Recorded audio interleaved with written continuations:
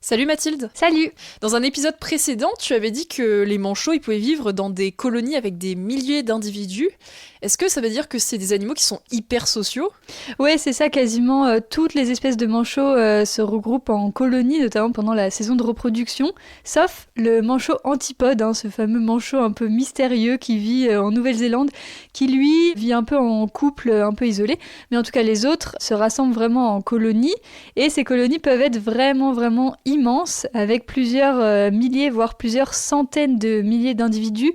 Par exemple, une des plus grosses colonies de manchots au monde, c'est une colonie de manchots à jugulaire qu'on retrouve au niveau des îles Sandwich du Sud, qui rassemblerait plus d'1 million d'individus reproducteurs. Donc ça fait vraiment beaucoup, surtout que là on compte que les reproducteurs, donc ensuite il faut aussi ajouter les juvéniles et les non-reproducteurs. Donc voilà, tu dépasses facilement le million, voire peut-être 1,5 million, 2 millions d'individus. Alors les colonies, ça a plusieurs avantages. L'avantage principal, c'est que ça permet la protection contre les prédateurs. On a parlé dans l'épisode précédent la prédation par les oiseaux comme les pétrels ou les squats, ou encore des espèces introduites comme les rats ou les chats. Ça permet aussi de partager la chaleur et de se tenir au chaud, comme le font par exemple les manchots empereurs. Et souvent, au centre des colonies, on va retrouver des rassemblements de poussins qu'on appelle des crèches, qui vont vraiment se mettre au milieu des adultes pour justement être protégés. Ah, c'est trop mignon le terme de crèche. Oui, pour les manchots empereurs, on avait parlé dernièrement de cette fameuse organisation en tortue qui permettait de garder une température assez élevée et même parfois hyper chaude. Tu avais dit que ça pouvait atteindre de 37 degrés alors qu'il fait moins 50, moins 60 dehors. C'est assez impressionnant, effectivement, ouais.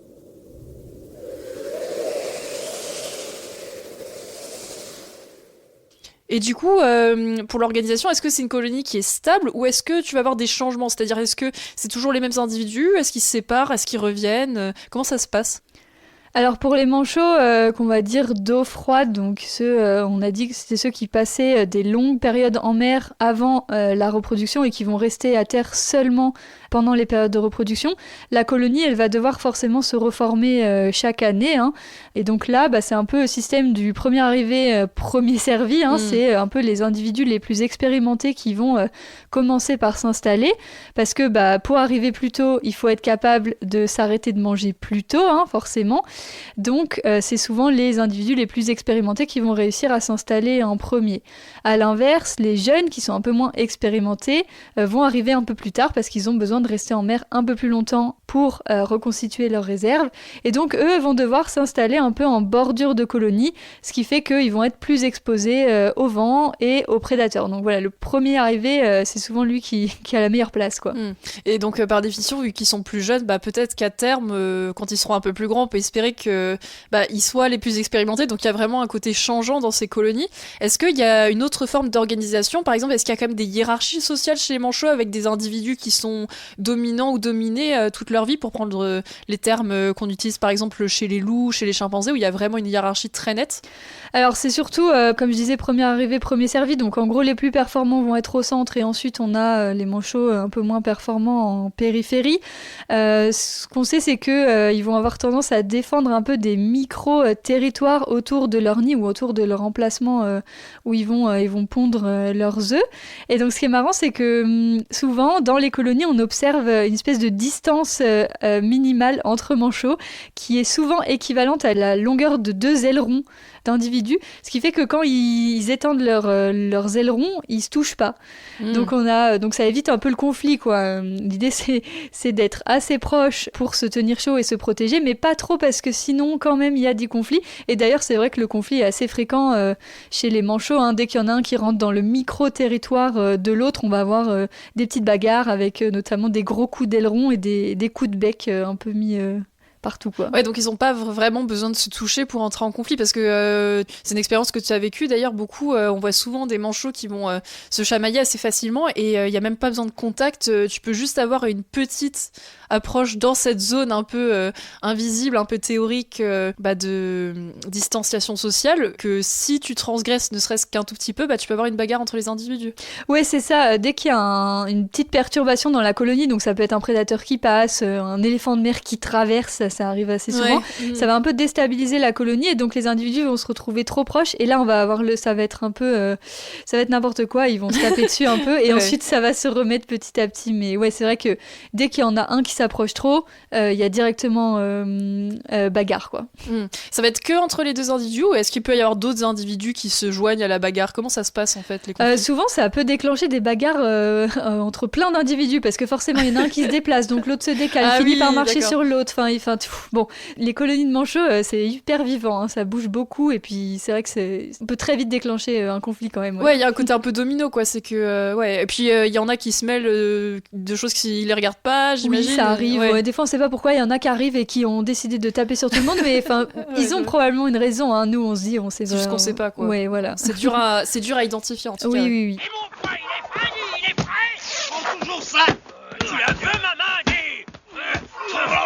Oh, une bagarre. Attendez-moi. Alors, on vient de voir qu'il y a des colonies qui peuvent être gigantesques. Tu avais dit que pour certaines colonies, ça peut atteindre plus d'1 million d'individus, juste pour les manchots qui sont dits reproducteurs. Donc, le nombre total peut être encore plus immense. Et chose intéressante, c'est que on voit souvent, notamment dans les documentaires, et puis j'imagine que tu as pu voir ça en vrai, le fait que les manchots, quand ils reviennent de leur pêche, et parfois c'est des périodes, tu l'avais dit dans un épisode précédent, qui pouvaient durer plusieurs mois, ils parviennent quand même à reconnaître leurs compagnons, leurs compagnes. Et je voulais savoir comment est-ce qu'ils faisaient pour se reconnaître parmi autant d'individus différents.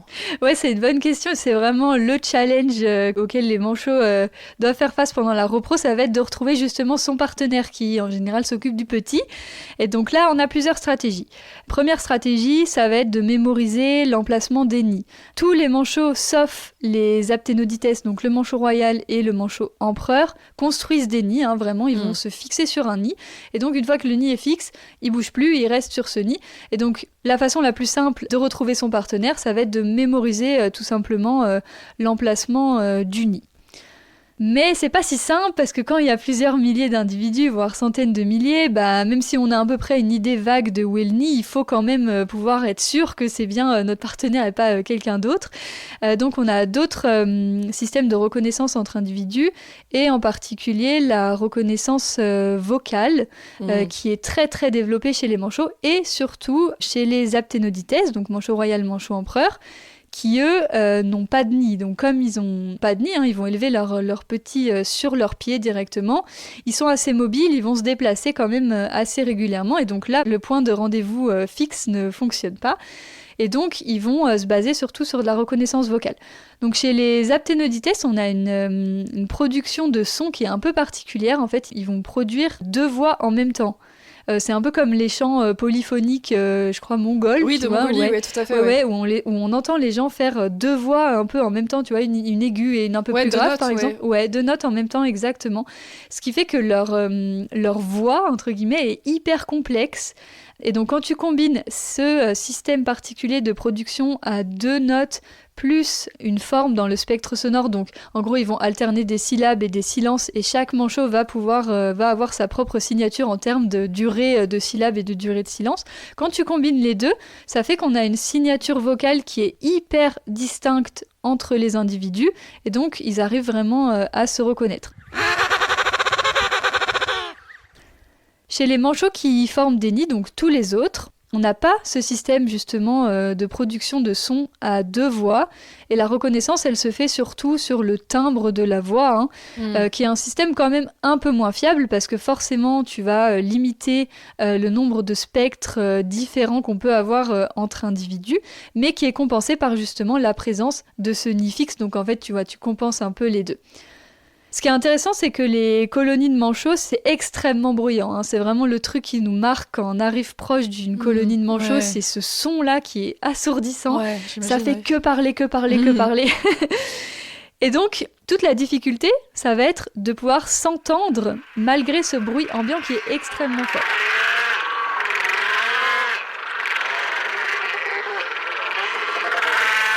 Et donc les manchots, ils ont un système de filtration de son, on va dire, dans le cerveau.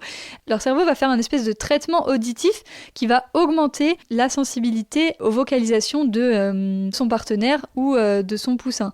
Ce qui fait que malgré le bruit ambiant, en fait, le cerveau va se focaliser sur la vocalisation qu'il connaît. C'est ce qu'on appelle l'effet cocktail party. C'est un peu comme quand tu rentres dans une soirée où il y a beaucoup de monde. S'il y a un de tes amis qui t'appelle, même s'il t'appelle pas très fort, tu vas le repérer parce que tu dis tiens, je connais cette voix, donc je vais aller en direction de cette voix. C'est exactement pareil ce qui se passe chez les manchots.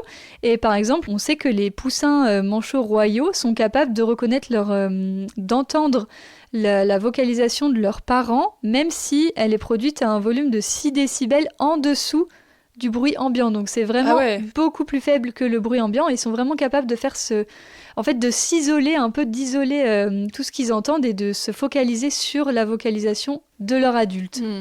Oui, il me semble que dans La Marche de l'Empereur, où là on voit vraiment des manchots empereurs, il me semble qu'il y a une scène où tu vois la femelle qui va partir plusieurs mois pendant que le mâle va couver l'œuf qu'elle vient de pondre, va partir plusieurs mois en mer pour s'alimenter. Il me semble qu'il y a une scène justement où tu la vois en train de produire un son pour que son petit la reconnaisse. Donc j'imagine que c'est pour qu'il y ait justement cette fameuse reconnaissance vocale, parce que par définition l'effet cocktail party ne marche pas avec une vocalise que t'as jamais entendue, même si elle est unique en fait. Oui, c'est ça, en fait il faut forcément un moment que soit les deux partenaires, soit le parent et le poussin, apprennent la vocalisation de l'autre. Donc c'est vrai qu'il y a souvent une période assez importante, c'est juste au moment de la naissance du petit, parce que c'est le moment où justement ils vont devoir apprendre la vocalise de l'autre.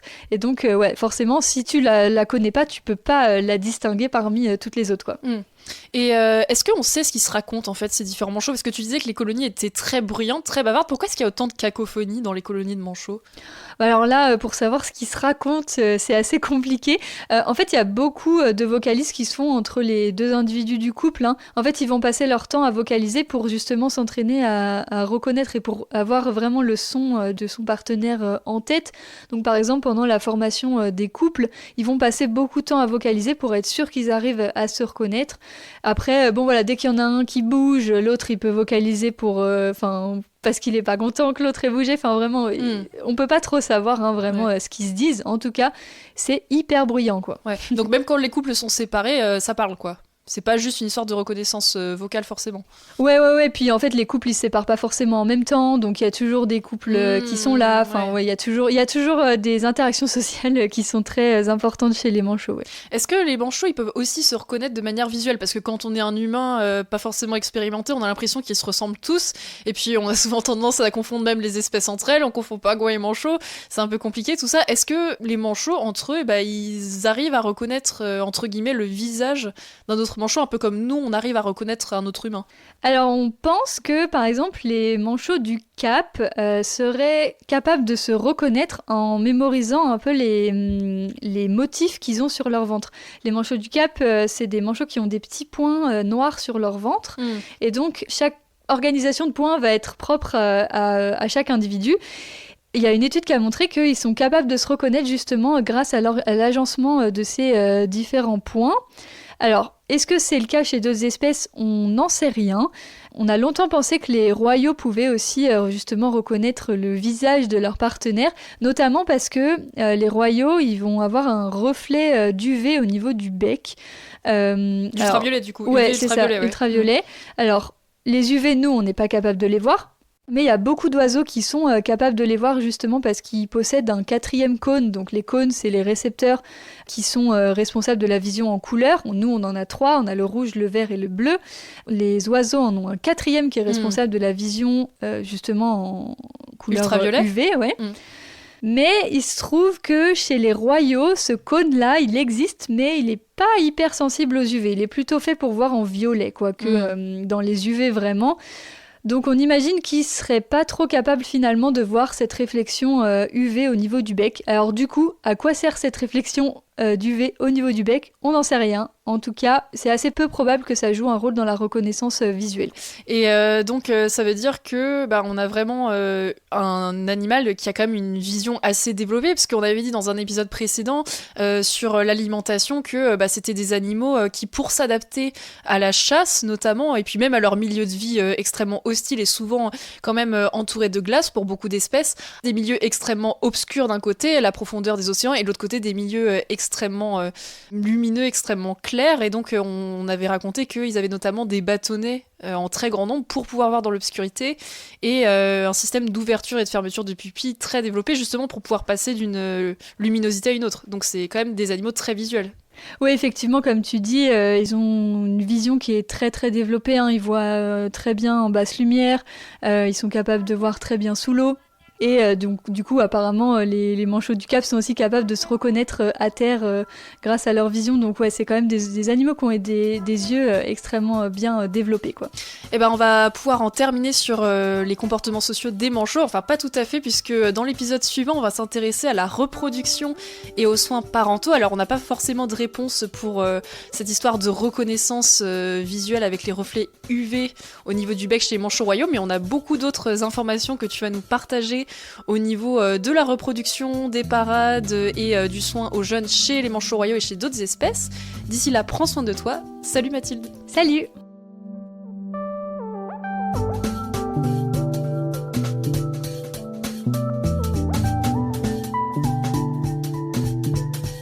L'océan, c'est la vie. C'est-à-dire que notre vie est intimement liée à la vie de l'océan. Voilà, c'est ça, pour moi, la seule chose qui compte. Tout le reste est secondaire, tirer du pétrole, des trucs. Pourquoi faire? Pour augmenter de 5% la production? Rigolade!